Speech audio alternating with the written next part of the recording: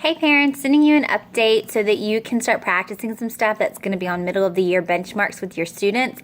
The window for the benchmarks opens on Thursday, the 8th, but we're going to start testing on Monday. So you have all week and the weekend to practice these skills.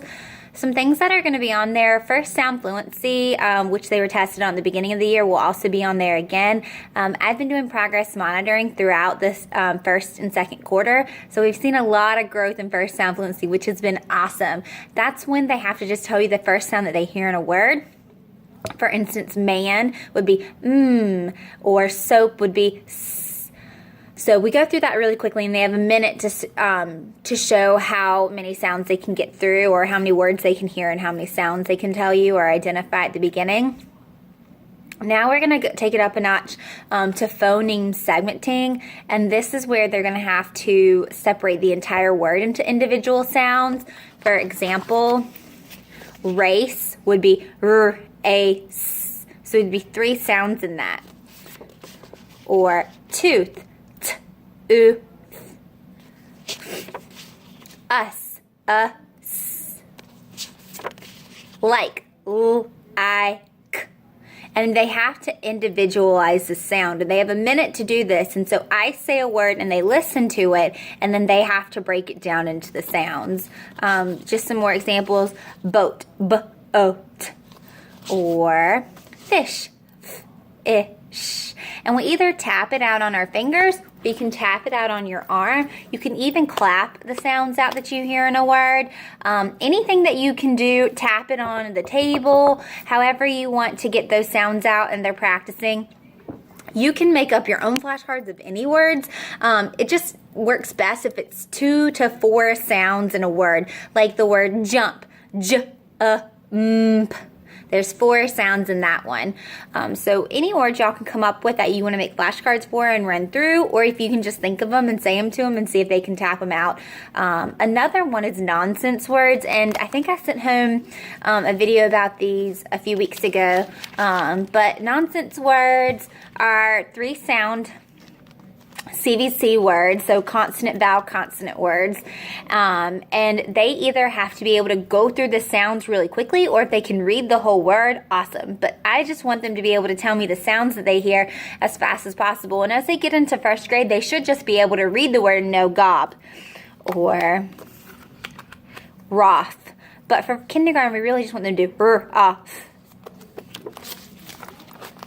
ip, ak. And then, like I said, when they get to first grade, they'll just be able to read them all together.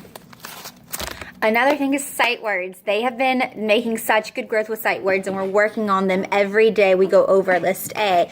I'm going to test on those at the end of this week, and then I'm going to test again the end of the following week for report cards. So I'm going to give them the rest of the week to learn as many as they can, and then on Friday I'm going to assess them. I'll send home a slip with how many that they are still missing and that they need to work on, and that will give them a week just to focus on those last few, hopefully, to get list A, and then we'll move on to list B. I will send home list B as well so that you can start working on them, and I'll test them for those too, because we've been going over some of the words in list B as well. But I just really wanted them to master one list before we moved on to the next, so that it didn't seem so overwhelming to them, and it would be just more familiarity.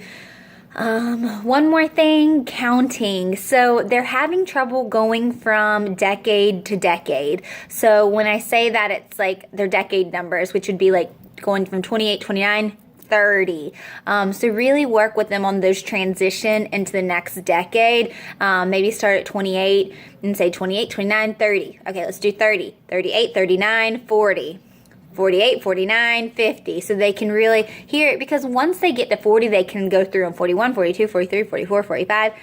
That's not an issue. All of them can do that. They just are having trouble knowing which decade comes next. And counting by tens will help with that too. If they've mastered their counting to 100 and counting by tens, start counting by fives. That will really help them, and then count by twos.